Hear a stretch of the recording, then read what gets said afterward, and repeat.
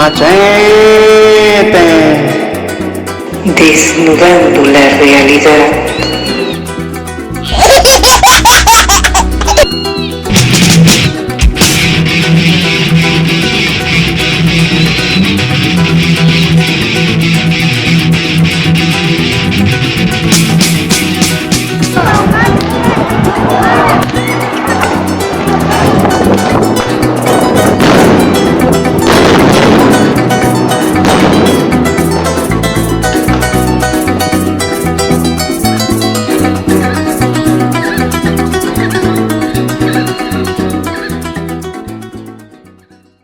Bien, querido público, un gran saludo aquí de nuevo transmitiendo nuestro noticiero semanal Machete número 8.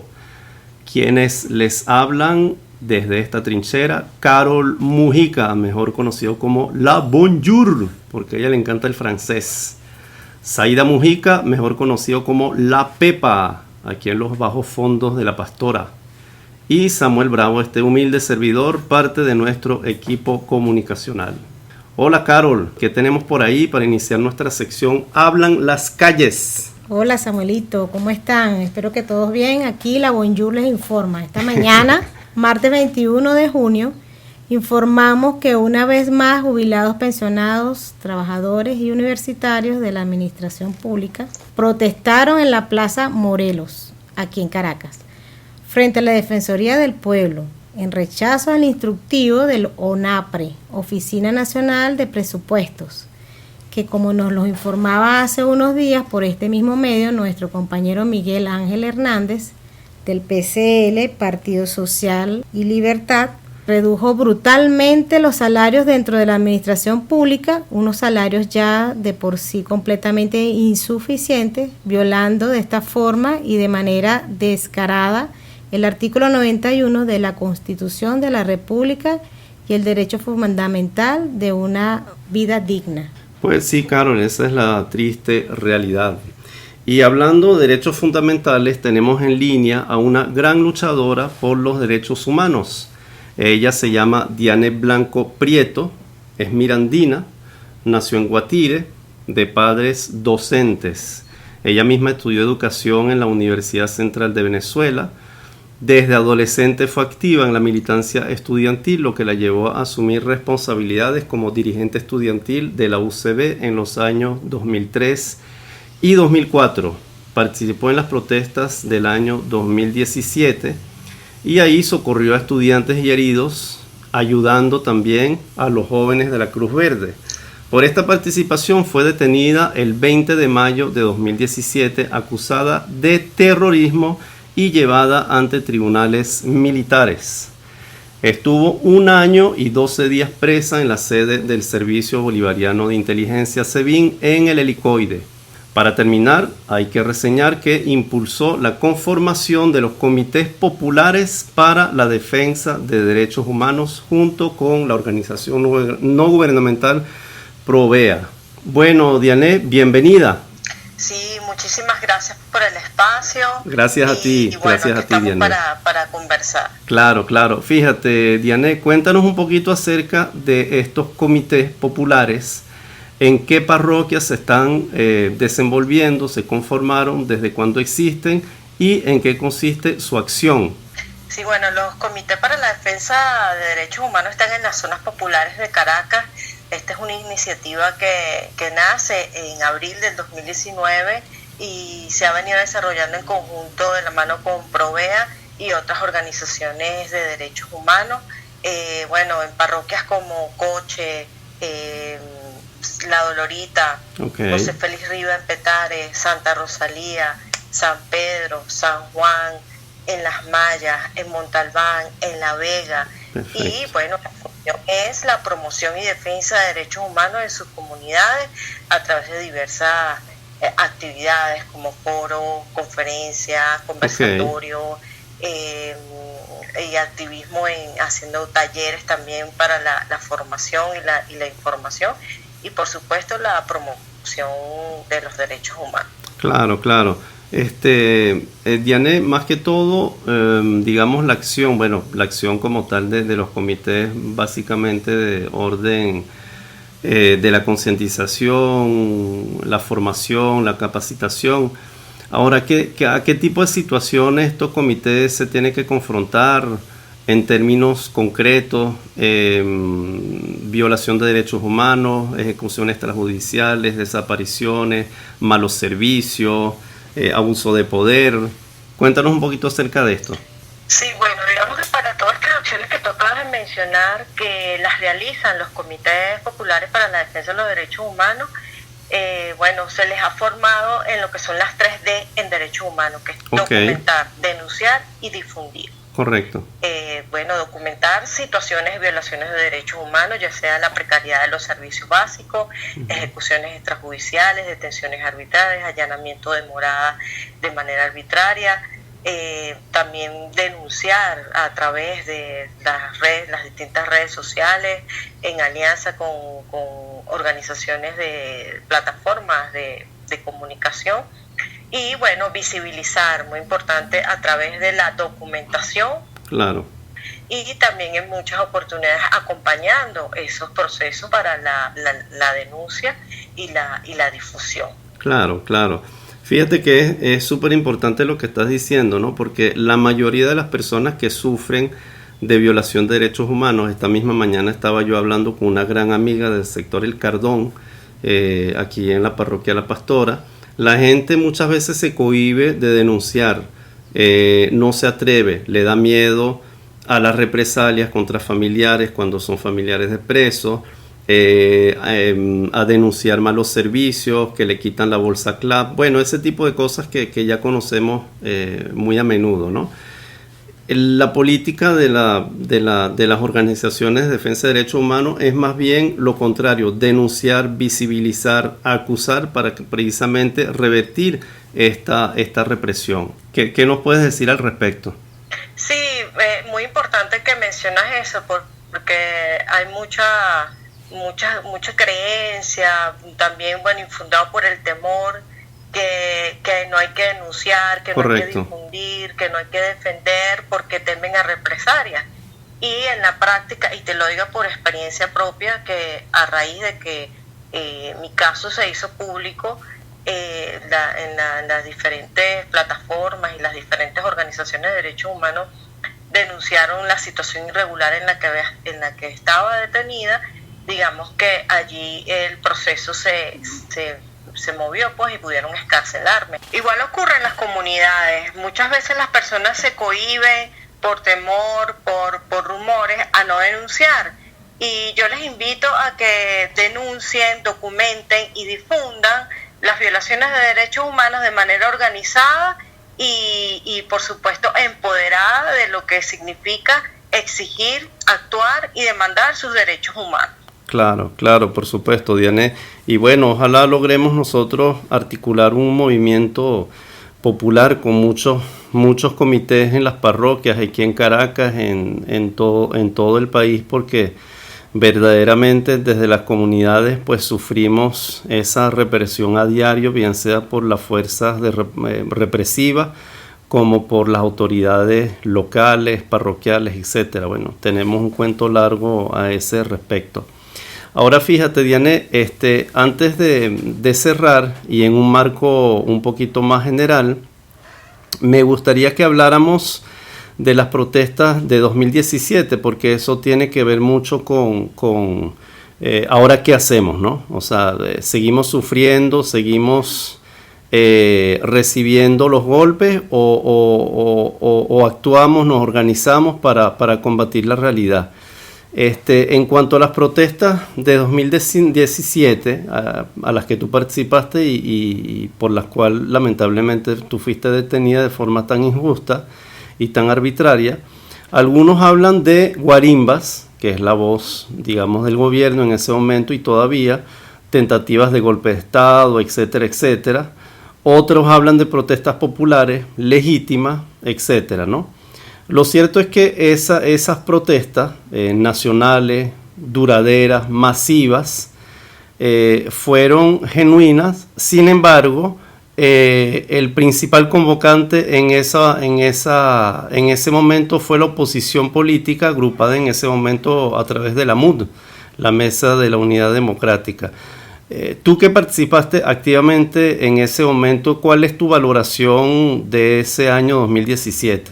Bueno, yo participé en las protestas no porque me convocara ningún partido político, sino porque por ejercer mi derecho a la libertad de expresión, mi derecho a exigir cambios en el país. Correcto. Y yo creo que lo que decías, que ¿qué hacemos? Yo sé que estamos muy golpeados por toda la situación precaria de los servicios básicos, la situación de salud también, los servicios, los hospitales, en general toda la situación en el país está muy precaria, y yo creo que lo que debemos es exigir de manera organizada, empoderada, y además que la Declaración Universal de los Derechos Humanos en su preámbulo dice que la ciudadanía tiene el derecho a rebelarse. Correcto. A rebelarse en contra de injusticias. Entonces, correcto, a eso convoco, a que nos organicemos, claro, de manera pacífica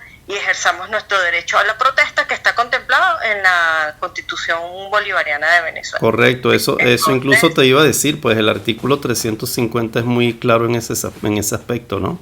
Sí, y entonces yo sé que el tema, como tú lo decías, las guarimbas, fue una etiqueta que se le colocó al movimiento que ejercía, las protestas que ejercía la ciudadanía fue etiquetada con ese nombre, y pero satanizada. Yo creo que debemos rescatar, debemos retomar el ejercicio de la política con P de país, con P mayúscula, y exacto, exigir de manera pacífica, organizada, empoderada, la exigibilidad de esos derechos humanos que repercuten en tener una calidad de vida digna. Correcto. Y fíjate, para terminar esa última pregunta, Diane, ya que estás tocando el tema y siempre pienso que nosotros como actores sociales, activadores, militantes, digamos desde las bases, tenemos que tener siempre como el futuro frente a nosotros, ¿no? Para diseñar esa alternativa política de la que tú estás hablando, democrática, unitaria en Venezuela, que nos permita sacar el país adelante, salir de esta crisis terrible. Esa alternativa no puede ser pues la iniciativa de partidos políticos, tú lo acabas de decir, pues ni de la oposición y mucho menos del PSV, por supuesto. Para eso hace falta autonomía y que participen la mayor cantidad de actores sociales y políticos. Esa alternativa autónoma, popular, ¿tú la ves factible en un corto plazo en vista de que tenemos una fecha electoral que lamentablemente se nos viene encima? ¿Qué vamos a hacer en ese momento?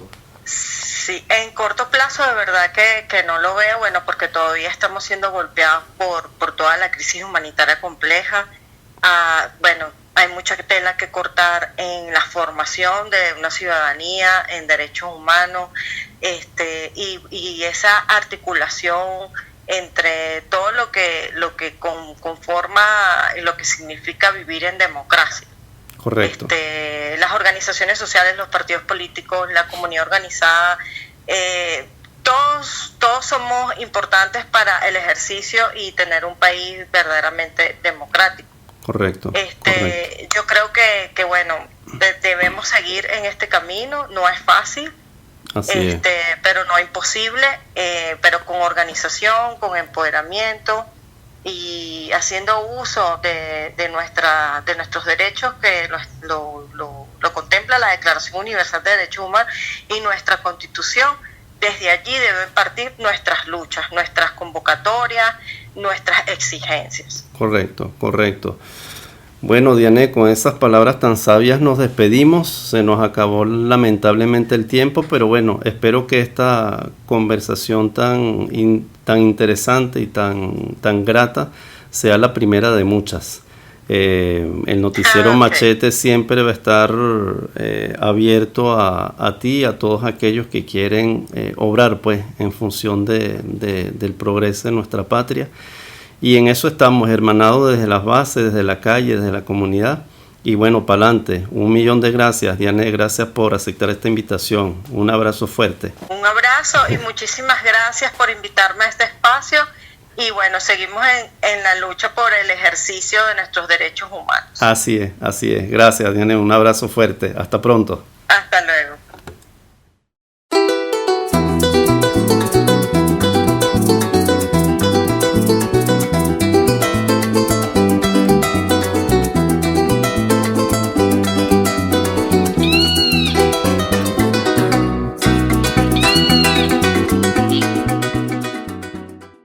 Bien, y vamos a seguir con nuestro octavo noticiero Machete. ¿Qué nos tienes por ahí, Pepa?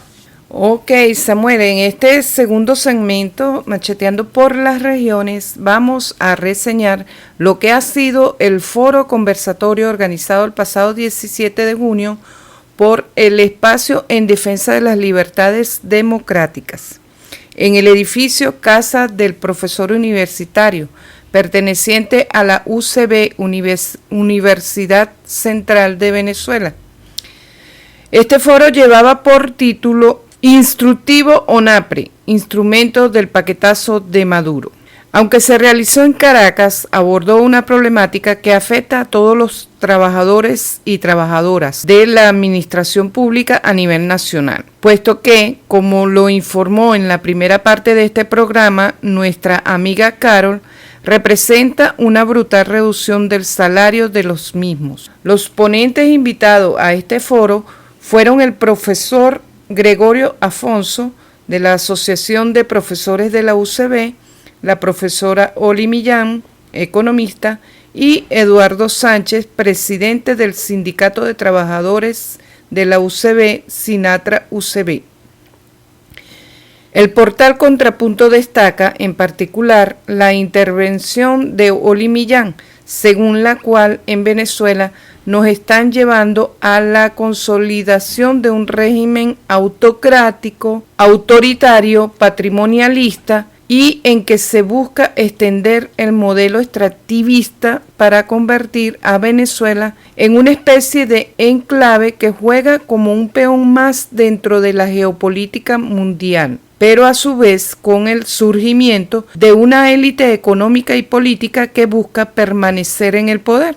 Esto ni siquiera en el ámbito del neoliberalismo tiene cabida, porque en otros países al menos ha habido debate. En nuestro caso se está haciendo sobre la base de un secretismo que define un perfil mafioso del desarrollo de un régimen político.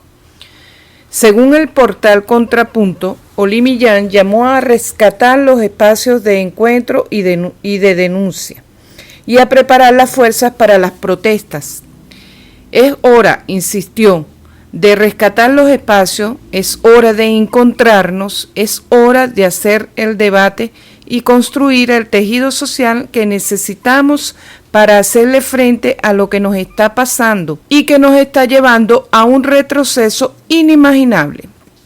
Efectivamente, Zaida, por nuestra parte, desde el noticiero Machete, coincidimos plenamente con esta visión de la profesora Oli Millán, según la cual nuestro pueblo, así como el momento histórico que estamos viviendo, exigen que con urgencia construyamos espacios de encuentro en los que discutamos y diseñemos entre la mayor cantidad posible de actores sociales un programa mínimo, un programa unitario, alternativo, autónomo, que nos permita salir de esta crisis sin tener que optar por uno de los modelos en disputa, o capitalismo mafioso de Estado o capitalismo prooccidental. Y no podemos despedir este segmento Macheteando por las Regiones sin reseñar la actividad que tuvieron los compañeros de Unidos por el Agua y los Derechos Humanos en el estado Lara el día 24 de junio, donde conformaron el Comité del Movimiento Unidos por el Agua y los Derechos Humanos en la comunidad de Santa Isabel, al oeste de Barquisimeto. Felicitaciones pues a los compañeros de Unidos por el Agua y los Derechos Humanos, en particular a Alcides Pérez, que hemos entrevistado un tiempo atrás por este medio. Y bueno, así es que se hace, articulando, uniendo y organizándonos. Con estas palabras vamos a un corte y ya regresamos.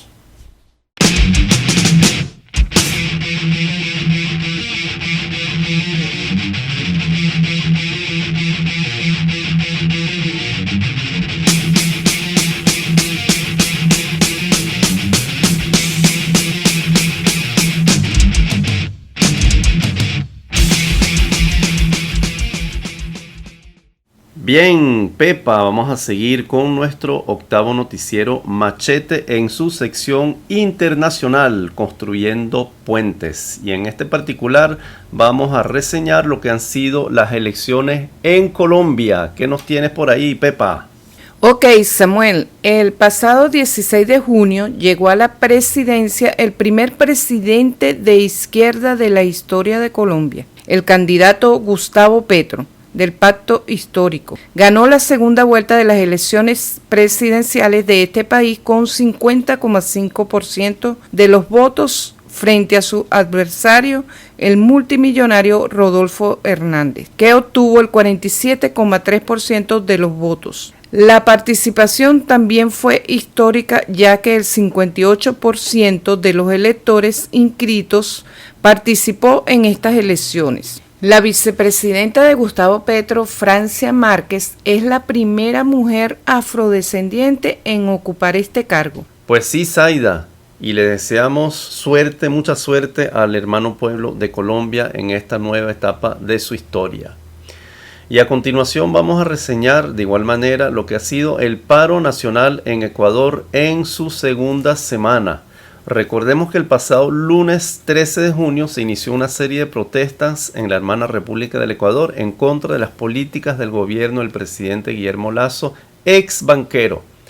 Estas protestas fueron convocadas principalmente por la Confederación de Nacionalidades Indígenas del Ecuador, CONAIE, y están motivadas por una serie de exigencias emitidas por la misma, entre ellas la reducción del precio de los combustibles, la revisión de los proyectos extractivistas y mineros en territorios indígenas, precios justos para los productos agrícolas y mayor presupuesto para la salud y la educación.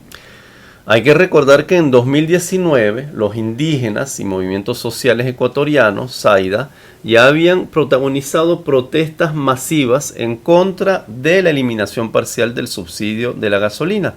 Estas protestas obligaron al gobierno, encabezado en ese momento por Lenín Moreno, a renunciar al aumento del precio de la gasolina. Tampoco olvidemos que el movimiento indígena participó en revueltas que derrocaron a 3 mandatarios entre 1997 y 2005. Esta semana las protestas se han mantenido con cada vez más fuerza y se han extendido a todo el país.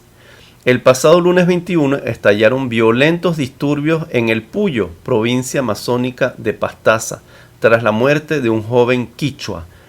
La CONFENIAE, Confederación de Nacionalidades Indígenas de la Amazonía Ecuatoriana, responsabiliza a la policía por este fallecido, el segundo desde el inicio del paro. Pero el gobierno, por supuesto, se defiende diciendo que el manifestante murió al estar manipulando un artefacto explosivo.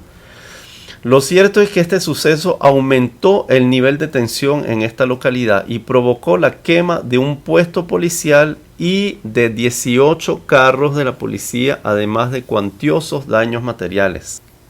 Por otra parte, el jueves 23, la CONAIE por fin pudo entrar a la Casa de la Cultura de Quito, después de que el gobierno desmilitarizara este lugar, simbólicamente muy importante, ya que allí es donde tradicionalmente son acogidos los indígenas cada vez que se movilizan a la capital. Ese mismo día, en la tarde, el movimiento indígena marchó hacia la Asamblea Nacional desde la Casa de la Cultura en el norte de Quito para entregarle un petitorio a los diputados y así avanzar hacia el diálogo nacional con el gobierno. Pero lamentablemente fueron recibidos antes de llegar a la Asamblea Nacional por una lluvia de bombas lacrimógenas por parte de la policía, lo que produjo otro manifestante muerto. El viernes 24, la policía y el ejército desalojaron violentamente al movimiento indígena del Ágora de la Casa de la Cultura de Quito, así como del Parque El Arbolito al lado de la Casa de la Cultura, dejando una gran cantidad de heridos y de asfixiados. Mientras se desata este uso desproporcionado de la fuerza, mientras el gobierno de Guillermo Lasso sigue militarizando el país y decretando el estado de excepción en varias provincias, él mismo se escuda hipócritamente detrás de su llamado a la paz y al diálogo, que obstaculizó durante un año de negociaciones con la CONAIE y detrás de la supuesta intolerancia y del supuesto vandalismo de los indígenas. Lo que sentimos es que mientras el gobierno ecuatoriano mantenga este doble discurso y esta negativa a dialogar de verdad y hacer concesiones, la protesta se va a mantener. Lo único que podemos desear como actores sociales interesados en la dignificación de los pueblos es que el gobierno acepte sentarse con la CONAIE y todas las organizaciones sociales del Ecuador para discutir seriamente la agenda de 10 puntos impulsados por la CONAIE y comprometerse a hacerla cumplir, en particular en cuanto a la reducción del precio de la gasolina, en un país productor de petróleo que se beneficia del incremento del precio de barril a nivel mundial a raíz de la invasión Rusia a Ucrania. Desde nuestro noticiero Machete reiteramos pues toda nuestra solidaridad con nuestros hermanos indígenas ecuatorianos y con el movimiento popular de esta nación en general. A continuación, palabras de líderes de la CONAIE el día 24 de junio. Con estas palabras nos despedimos momentáneamente y hasta la próxima. Saludos cordiales, estimados compañeros y compañeras. En este 12º día de la lucha y resistencia de los pueblos por conquistar estos 10 puntos para que podamos garantizar mínimas condiciones en las economías irrisorias que estamos teniendo. Hemos tenido una jornada de lucha, una jornada del día muy difícil. Para poder concluir con este mensaje, vamos a dar paso también a nuestros compañeros dirigentes de las hermanas organizaciones. Compañero Jatán. Buenas noches, pueblo ecuatoriano. Saludar a todas las organizaciones de diferentes pueblos por su valentía, por seguir resistiendo, haciendo acción de lucha. Pueblo ecuatoriano, llamamos a la unidad. Señor presidente Guillermo Lasso, las acciones que usted está realizando es inhumano. Nosotros, los pueblos y nacionalidades, estamos buscando justicia. Justicia por nuestras vidas. Justicia para nuestros pueblos, justicia para los pobres. Por lo tanto, llamo a la unidad, pero a seguir con más lucha. No nos humilla. Los indígenas hemos vivido más de 500 años y seguiremos luchando hasta las últimas consecuencias. Muchas gracias.